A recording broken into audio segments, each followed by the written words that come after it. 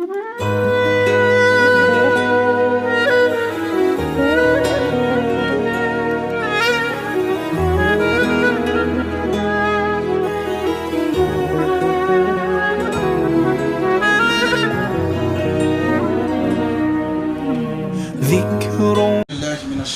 الرجيم بسم الله الرحمن الرحيم وصلى الله على نبينا محمد وآله وصحبه وسلم تسليما كثيرا. السلام عليكم ورحمة الله تعالى وبركاته.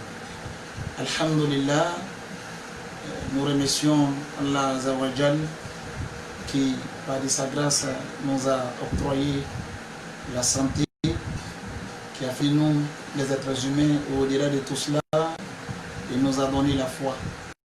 Nous le louons, le remercions et nous l'implorons parce qu'il fasse la bénédiction sur le sceau des prophètes Mohammed alayhi salatu wassalam, l'homme de l'histoire ancienne et de l'histoire contemporaine, sur sa famille et sur tous ceux qui le suivront jusqu'au jour dernier.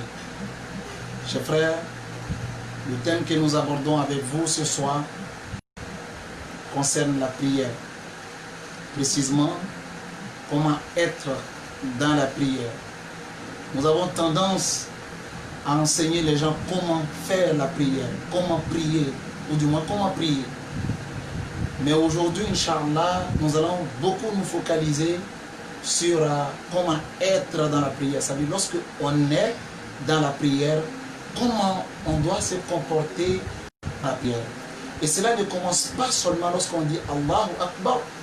Cela commence du moment où nous avons pris le vouloir, l'intention d'aller s'ablutionner pour aller à la prière. Parce qu'il n'y a pas de prière tant qu'il n'y a pas d'ablution. Donc, la prière ne commence pas lorsqu'on dit seulement Allahu Akbar.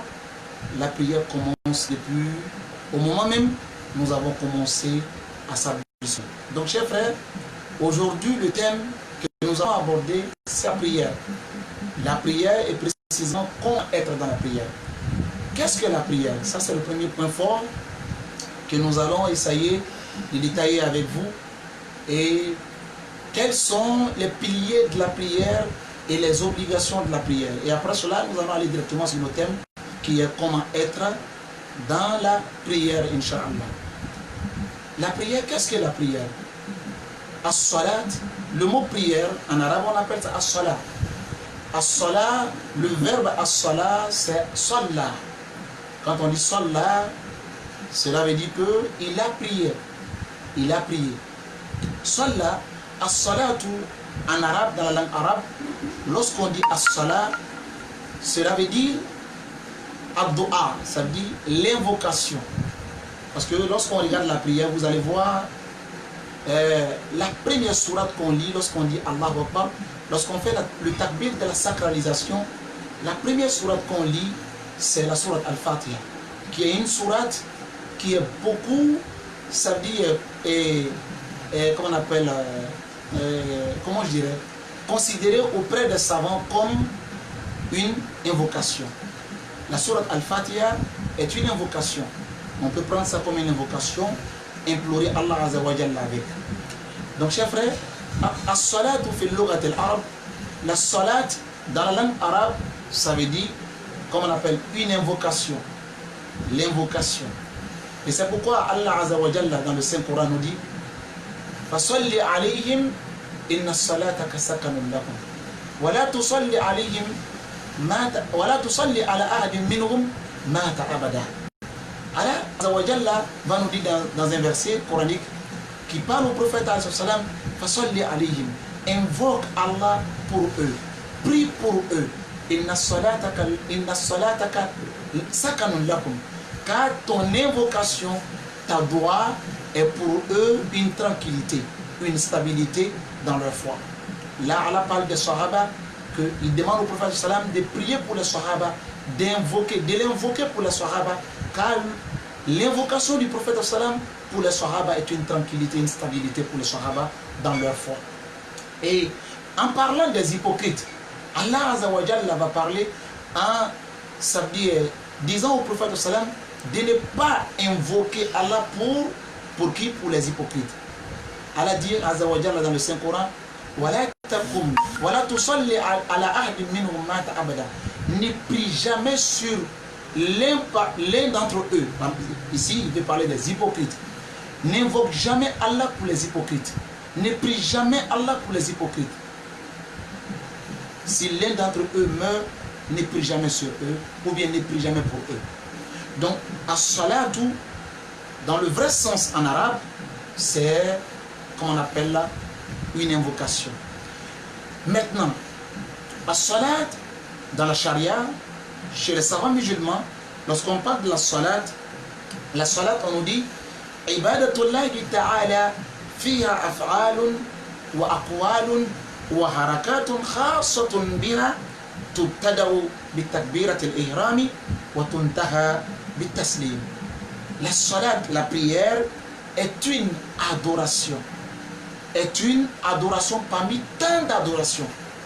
La salat n'est pas seulement l'adoration que le musulman doit faire. Non, non, non. L'adoration, pardon, la salat est une adoration parmi tant d'adorations. Donc, c'est pourquoi il dit ibadatun, c'est une adoration d'Allah Azza wa Jalla qui à l'intérieur on trouve, ça dit des faits,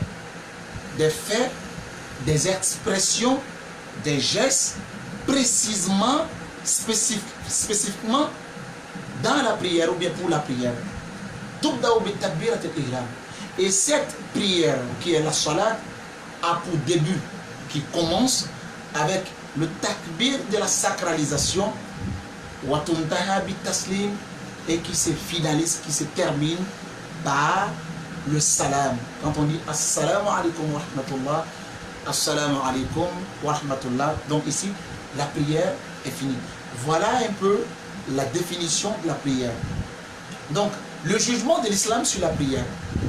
La prière occupe quelle place en islam? La prière est le deuxième pilier de l'islam, après l'attestation à la foi.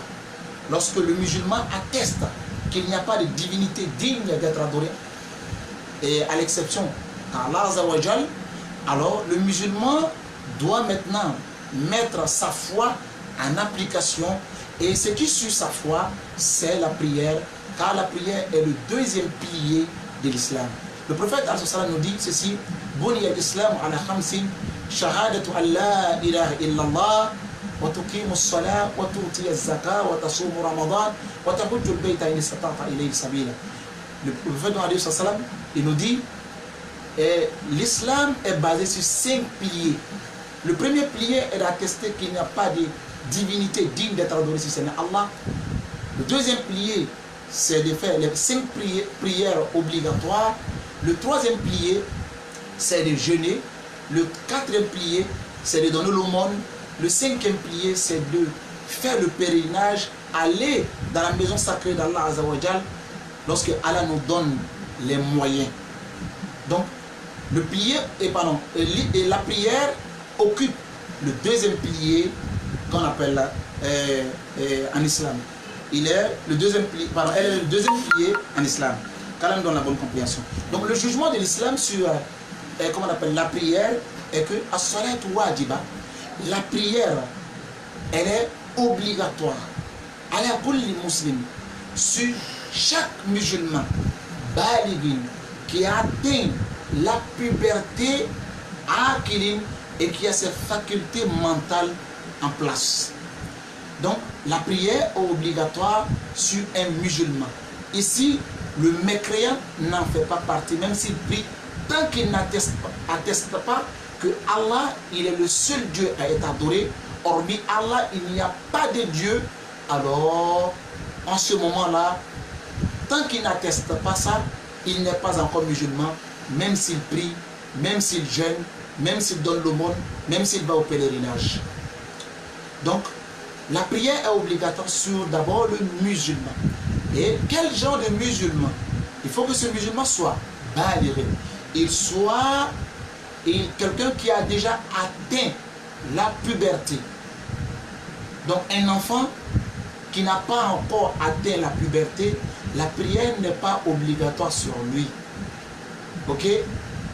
Et aussi, qu'il soit quelqu'un qui a toutes ses facultés mentales en place, qu'il ne soit pas fou. Ok? Donc la prière n'est pas obligatoire sur le fou. Kalandol, la bonne compréhension. Là, il y a une bague de taxir, voilà taftir, fiha. Et il n'est pas permis de faire une diminution de la prière ou bien un ajout dans la prière. Cela n'est pas permis. Pour dire que, bon, comme moi je suis fatigué aujourd'hui, je vais faire 2 rakats. Ou bien comme aujourd'hui, ma foi a augmenté, je vais faire 5 rakats au lieu de 4 rakats. Et cela n'est pas permis dans la prière. Calendrier la bonne compréhension. Donc, maintenant, nous arrivons sur les piliers de la prière. Les piliers de la prière sont au nombre de 14. 1. Aniya, formuler l'intention. 2. Al-Qiyam al-Qudra, ça veut dire se lever debout pour faire la prière lorsqu'on a les moyens de le faire. Donc, quand on n'a pas les moyens de le faire, il n'est pas obligatoire, ce n'est pas une obligation sur nous de se lever lorsqu'on n'a pas les moyens. Quand on est malade, on peut s'asseoir pour prier. Il n'y a pas de problème en cela. Troisièmement, alors, Takbiratul Ihram, le takbir de la sacralisation. Le premier takbir est l'un des piliers de la prière. Quatrième, Qira'atul Fatiha fi kulli raka. La récitation de la sourate Al-Fatiha dans chaque rakat est une obligation. Cinquième, Ar-Ruku, la génuflexion. Aller en génuflexion est une obligation. Sixième, Al-I'tidalu min ar-Ruku, ça veut dire être juste.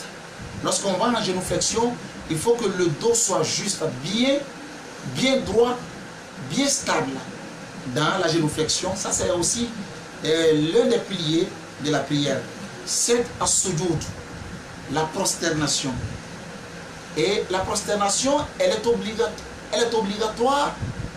C'est une obligation dans la prière. Et aussi, c'est l'un des piliers de la prière. Et se prosterner sur ces 7 organes.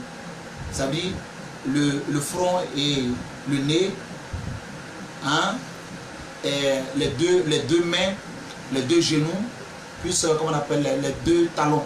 Comment on le dit, pardon? Les 2, comment on appelle ici là? J'ai oublié. Hein? Ok.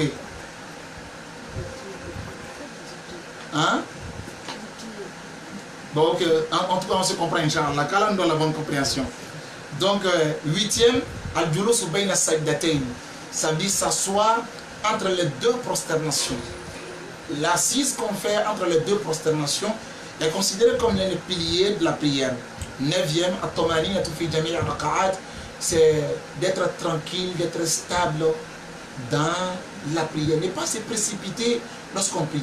Donc, qu'on appelle la stabilité dans la prière est l'un des piliers de la prière. Faisons très attention. La rapidité dans la prière n'est pas dans la prière. Ça veut dire celui qui est